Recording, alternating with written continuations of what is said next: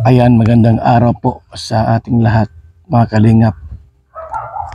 Pupuntahan po natin si Shermin at mayroon tayong bibigay pong biyaya from Ate Christy at mula rin po kay Dharma Tanaka.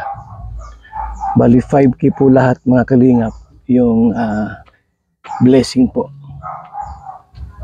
Ito yung nakatira sila sa lugar na ito. Yan po, shout out sa ating lahat. Punta ako dito si Shermin at may pera akong bibigay po sa kanya, mga kalingap. Pang-allowance niya po sa pag-eskwela. Opo. Samahan niyo po kami, mga kaibigan. No? Hanapin ko rito si Shermin. Ito yung bata po, mga kalingap, na wala ng magulang, iniwan na po ito at nagsariling diskarte po sa buhay para mabuhay lang po at makapag-aral.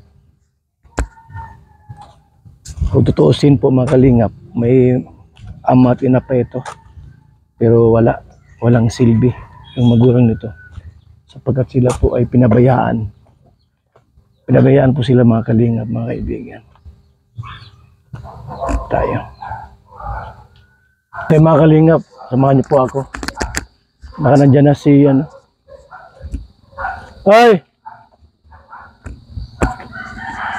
Pala, oh, daming sakay. Oh, ayun na. Kung naka-uniform ka, saan ka papasok ka? Ha? Anong school yan? Ano po? IHSTI po. Ha? IHSTI. STI ka pala. Ano po? Saan ang school niyan? Doon po saan? Sa may taas po ng Jamaglin. Ah, sa taas mo. Diyan ka pala nag-eskwela sa may taas ng Jamaglin? Opo. Dait yun sintro. Ano oras ang pasok mo? 6:30 po. 6:30 ng Umaga po. hanggang Pag huli po kami hanggang 5 po. ng hapon. Grabe palang sipag mo. Umaga pa lang. Anong oras pa lang po? 11:30 na. Nakain ka na doon sa inyo?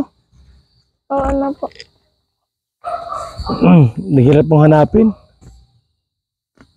Mabuti nasalubong kita rito sa lugar na ito.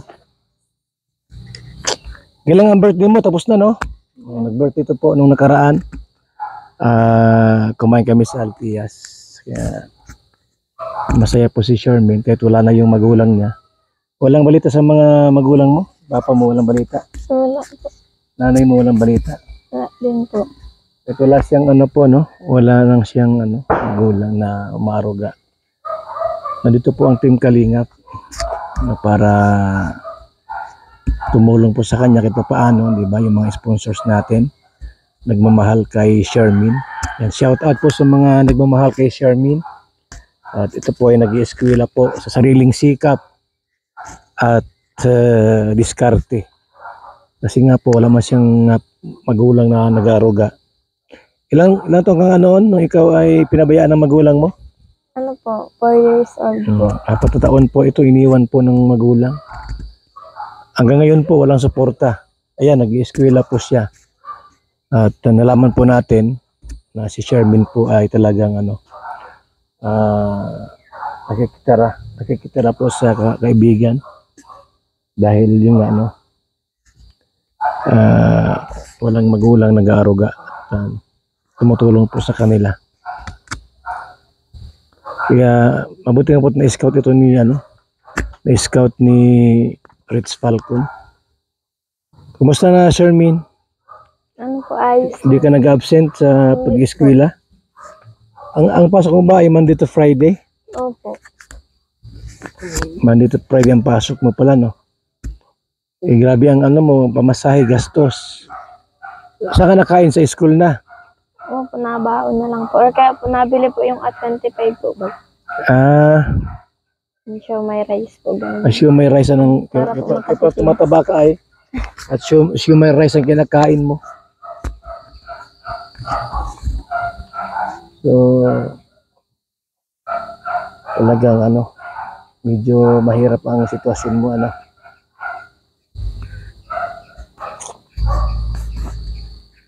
pa lang ngayon, Lunes pa lang,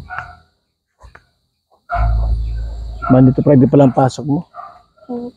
Sabado lang pasok. Minsan may pasok. Ano po, na training po. Training saan? Sa medic po ngayon.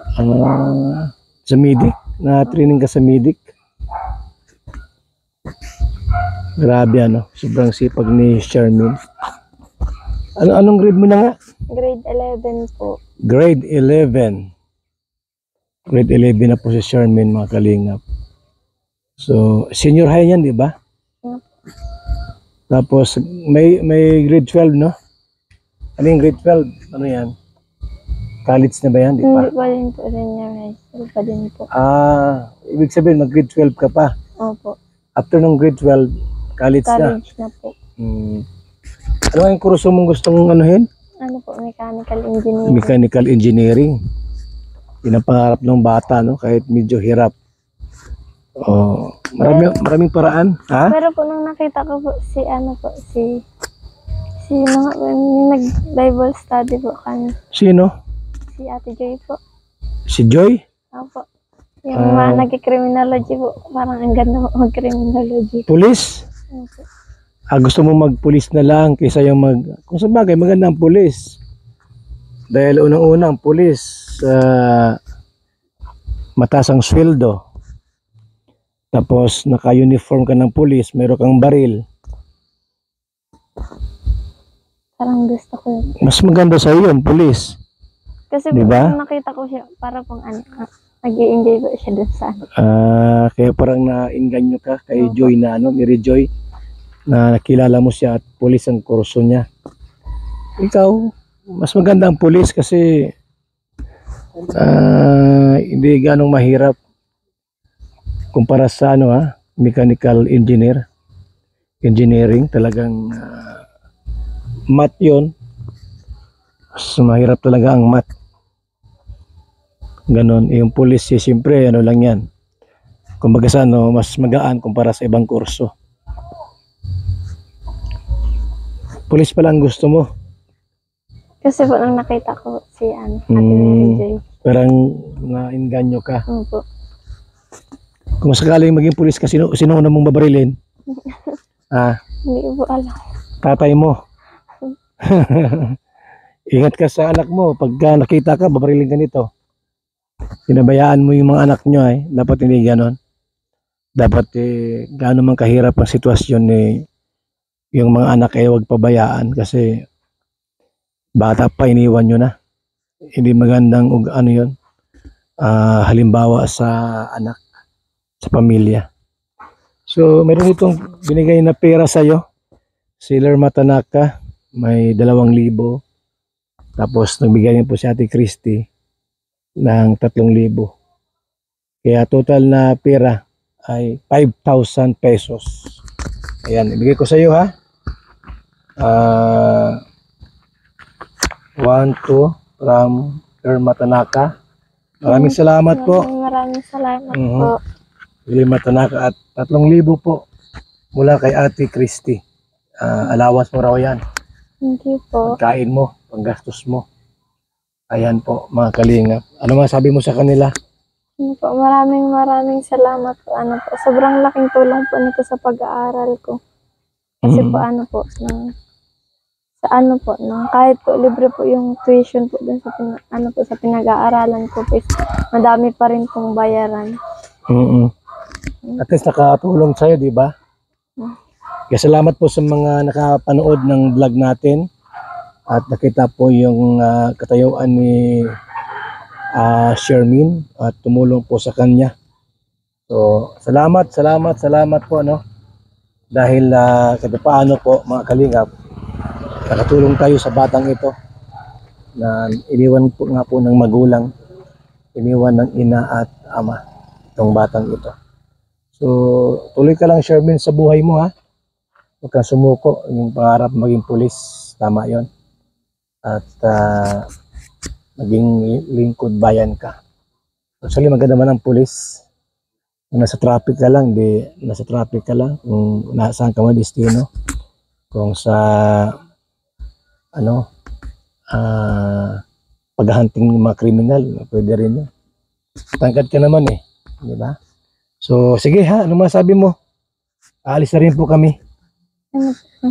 Unang-una po, maraming salamat po kay God. Pangalawa po, ay sa ano po, sa Kalinga po.